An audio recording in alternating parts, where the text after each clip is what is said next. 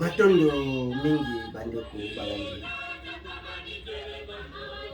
Bobo mesano yambo ya maso tokozongisaka matondo pe lokumu na kitaki ya likolose na makoki na ya koleka ndelo ya bateli bana bayi bisika baso bazwani wapi na kokanisa libungi ya biso bayindo nde atindaki biso moko kati na biso oyo aza lolenge moko na biso oyo akokani na biso wapi iye mfumu kimbangu oyo alobaki bankota moko na biso nde aya kozongisa biso na nzela ya tata yango ezalaki bongo volonté divine mpona biso bayindo mpe bongo yaki mpavita oyo ayaki bongo kolaka koya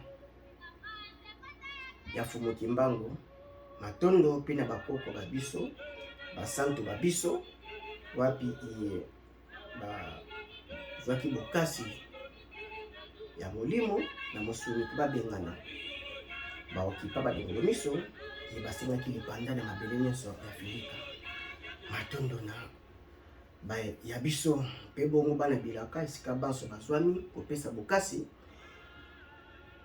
na etumba mpe na sango oyo ekende bongo liboso matondo mingi na bino mpe balandi lelo bongo toye lisusu liboso ya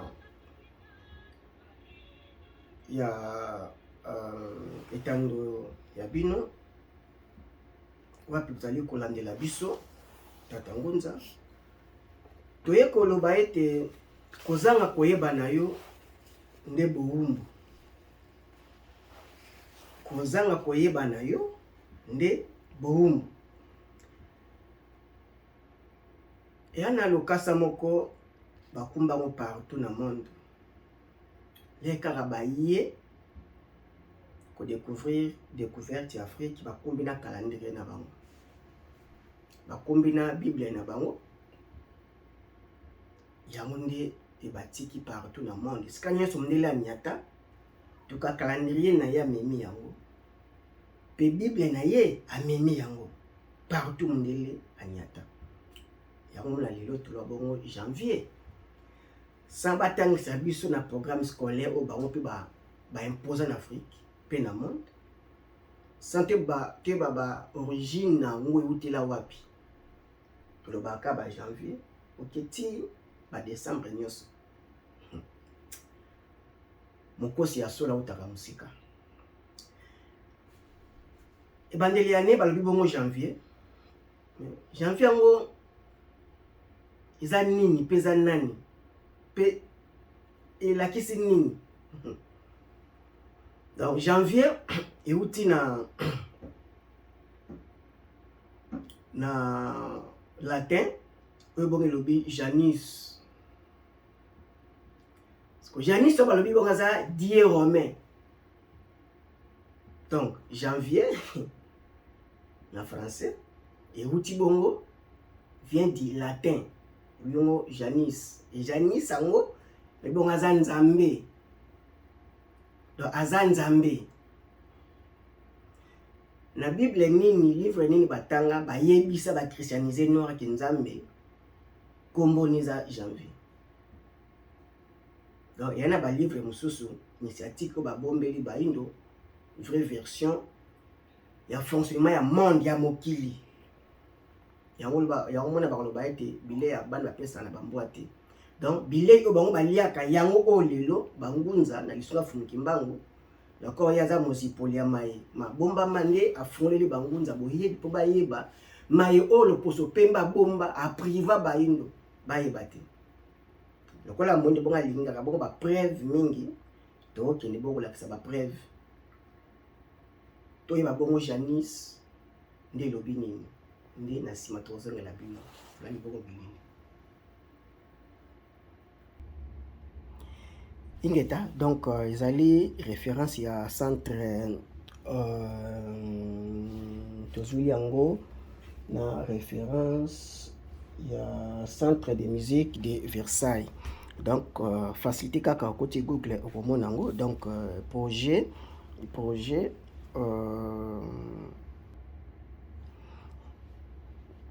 ingeta donc wana topesi ba référence tokoti na Google ndenge toti ko maniola ko monango image ya Janice Lédier Janice. Donc les projets Janice wana rotanga tokiti na l'écriture eza moins non lisible par rapport à liboso balobi Janice et Lédier romain des commencements et des fins, des choix du passage et des portes. C'est un dieu bifront à deux visages. L'un tourne vers le passé et l'autre vers le futur. Donc, tokoki kosuka wana.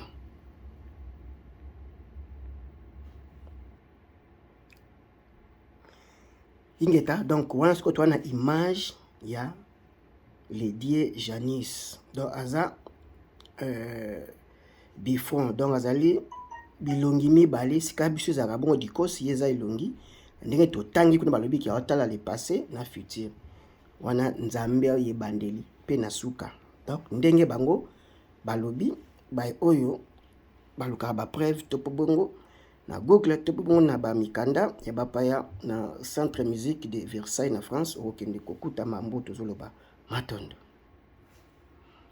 bandiko balali na banzi wana to ngakisi bino maye Kadia Pemba abomba pona molongo biba bayindo bayeba te nde kozanga koyeba na yo nde kibumbu babi janvier wana oaza Janice na latin balobi azali nzambe ebandeli pe asuka na Bible yo tanga est-ce que balobaki janvier za kombo ya nzambe ebandeli pe asuka pe oyoki bakomi e kuna balobi bakomi na grand dieu yo ndeko olobaka ete petit dieu minuscule majuscule bakomi na majuscule veut dire grand dieu dieu ya munene diaza nzambe oyo yo kanisaka sala mokili na sel veut dire ye wana mais babeni kuna divinité romaine. Donc aliénation na biso ya bayindo en général efandi na koza koyeba makambo oyo nde yango wana baza kozoba biso sikoyo pasteur apôtre bayebanso wana to mama diaconèse to mama pasteur ondimi oyo andimaka makasi na religion chrétienne sikoyo yo obota mwana ya elongi mibale okondima ye bakombi calendrier bakombi na Bible l'air baye nango pe na montre parce que notion pe ya montre wana ezalaka pe bien te to corriger yango mwa mingi parce que bango le balo ba 6h journée mosusu ebandi et bandaka na 0h na 1h mais tozana na butu donc même na tire ça contre r na bango ba pesa na mokili mais tozonga na janvier. Soko zwi Bible o bango bakumba batika na Afrique parce que mutalukuta autaka musika e mokosi ya malamu autaka musika mupaya. Soko zwi livre ya Genèse 1 à 26 to balobi faisons l'homme à notre image et à notre ressemblance. Sikoyo biso toza ba image ya nzambe ressemblance ya nzambe toza ndenge nini po ye nzambe azala na miloni mibale ya kokangama azota la direction oyo na sima babi fiti na passé bon ce qu'au présent aza hôtel la na iloni nini donc bazwaka moindo mwana muke jusqu'à preuve du contraire jusqu'à lelo bota mwana wana soki yo mote soki vedi kutu eza pasi batiki l'hôpital obima di bako gumbeka mutu ba bomieka wana mais pe babi nzambe mobimba pe batiki vedi les baza ko tuna yo tokomi mukoloni leo ozobaka janvier déjà au rendre gloire na nzambe wana Janice ya double tête ya double face double figure donc petit dieu grand dieu ezaka nzambe koloba so angote ignorance po kuna oko même lelo yo na foi chrétien parce que bible zotang ya uti pa ba romain ba koloba kuna bana banza pedi nyonso ezaka banzambe na banzambe banzambe na banzambe nyonso oyo romain akumbi mouvement nyonso sala adédion na banzambe ne donc calendrier ezaka dili na banzambe ya basi na nzamba mibali donc ba die na ba déesse toyekoya Mars euti kaka na langue na bango latin. Martius elobi nini? Elobi Dieu de la guerre. Martius, donc Dieu de la guerre. Donc il y a un peuple monté à mokili. Asala abunda kaka vi mobimba guerre de Santa abundi première guerre mondiale de abunda kane kaka. Bana nzambe mobimba ya bitumba. Ko boni tokozwa Mars otokomisi lokola ya biso te.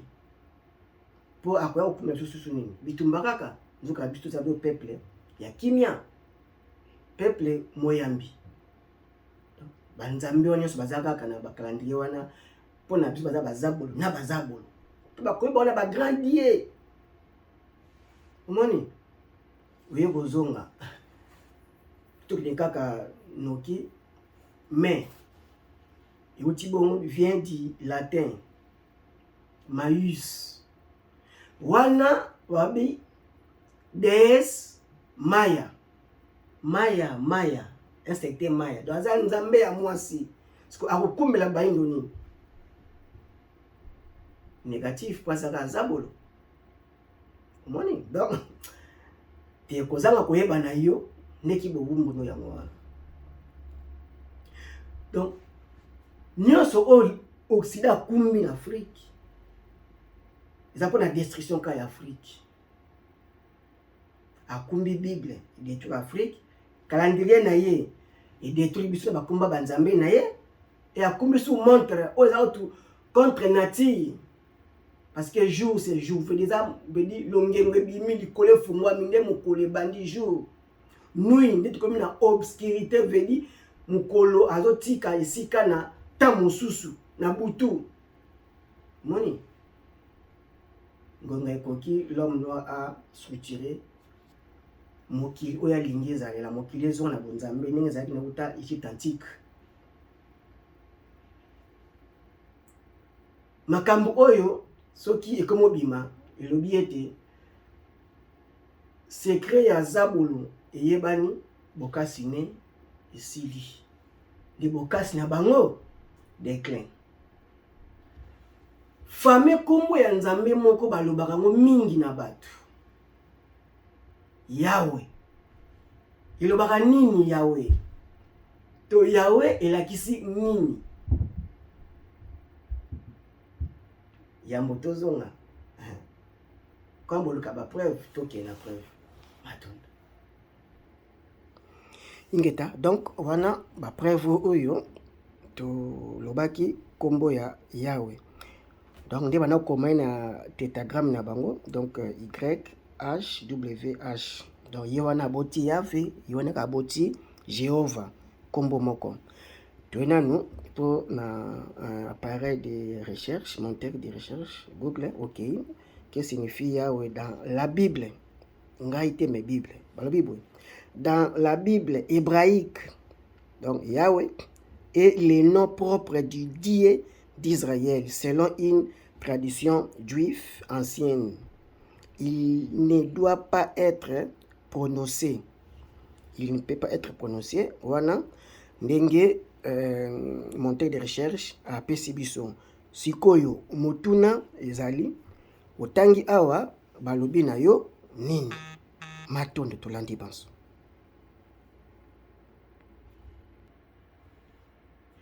Matondo bandiko balandi na bandi wana bote komona définition ya Yahweh. Ndenge bandaki kobela ye même ko prononcer yete dans ezalaki moi pas si tu batiki ba voyelle pour na prononciation nango. Pona balobi Yahweh aza Dieu d'Israël. Ba combien na Dieu minuscule. Sikomotuna. Donc nzambe oya janvier Janice ba combien na grand Dieu. Na nzambe oyo sambela ka Yahweh benga ka Yahweh ba combien na petit Dieu. Sikoyo nani aza le vrai Dieu na bango nyonso mibali. Selon logique na bino ba christianisé. Donc Janice aza plus grand que Yahweh. Moni. Donc ezaka une façon ya kokosa baindo batikala bazoba à l'éternité mengonga ya mayele se koki et mayele ya baindo de komone fumu kimba ko dia tongona yende maele na biso omoni donc aza nzambe ya Israël mais to ya siko na définition sorozu mo Yahweh na ba livre initiative sous to pe kana montée de recherche ko pe sur lui sous Yahweh c'est une divinité aza divinité Yahweh il y a un royaume d'Israël et de Juda. Donc, il a été vénéré dans le royaume d'Israël et dans le royaume de Juda. Il y a une divinité. Divinité nationale ou ethnique dont on vénérait dans le royaume d'Israël et de Juda. Divinité. Azan Zambete oyo batu. Ba interpréter le kola nzamba sali kolona c'est le kola le seul Dieu unique. Donc divinité aza quelque sorte et lobika nzambi mais aza le kola azali le kola ancêtre. Donc un esprit supérieur oyo baza ko vénérer oyo azui responsabilité ya protection to ya tâche moko ya peuple moko. Yango komona ete le baye na Égypte bana bango baye boumbu na Égypte 430 ans. C'est comme divinité nationale, il y a ethnique, il y a Israël, Péagida, aïe si ko kolanda, banane obane ko vénérer ou Abraham. Ne alobini, walozui Exode 3 à 7 alobi, j'ai vu les souffrances de mon peuple qui est en Égypte. Donc ça lui parle des choses. Parce que biso peuple a tatampunutulendo ya mfumuamba toza peuple na ye ya wete toza ba compatriote na yete po tape race na yete mais ye asali part des choses azu kaka bana Israël bana ya Juda bana oya ye ba na buumbu na mabele ya biso baindo na Égypte antique. Donc Yahweh aza nzambe nikoliko na taza nzambe ya aza Dieu national ya ethnie ya royaume d'Israël pe na royaume ya Juda. Lokola siko ba européen baza issu baza ba dérivé ya Israël wana ya Juda wana éparpillé na Europe pe ba siko tong États-Unis ne bango wana baza ko protéger ko privilégier kombo ya Yahweh nzambe na bango ya bisote wa pa ipasi ya baindo efandeleli. Donc makambo ko zanga ko yebango ndepasi et na kilasi moto bakotanga sango moido et l'église moko te de rêver makambo ayebi yango akotanga sango te. Donc baza na banzambe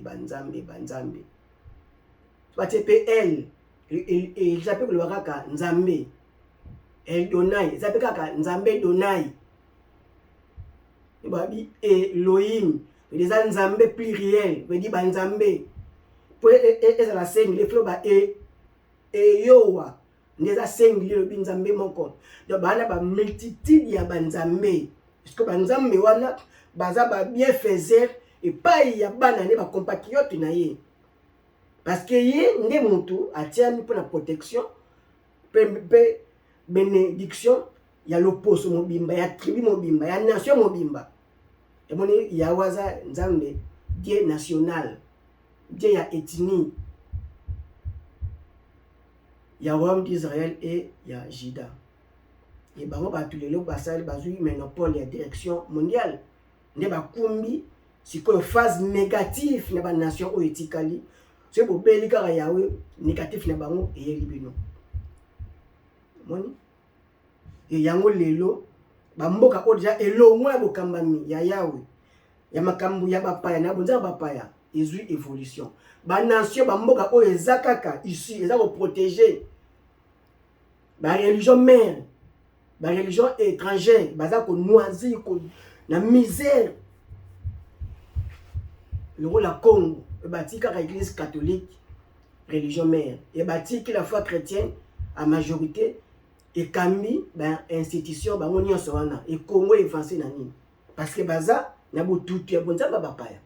Donc bonzambe na ezana yana positivité et pas batu na ye ya peuple wana et pas na bino ba étranger et bino négatif ya moni congolais même pour akanisa mala pour na connaissate donc azaka na makanisi ya négatif ya mabe mais pour la ndekwaza semblable na ye waza pene na ye akanisa ka mabe incapable de na malamu parce que molimo malamu ezate eyete eyate na religion étrangère on est donc négatif donc molimo malamu ekoyela biso na bonzambe ya bokoko na biso onfomo kimbango ayo lakisa biso tata ba pour motulendo nde ye wana ya biso o ayeba na bakombo nyonso pa yefandaki baindo na ba tribu nyonso ya baindo bebaki être suprême na biso tolongo la bututu tolonga bongo kombo ya bonzama bapaya pamba te bongo tozongisa bolingo kati na biso bolingo eza automatique oyo na pesa automatique tant que tobeli bonzama bapaya automatiquement toinani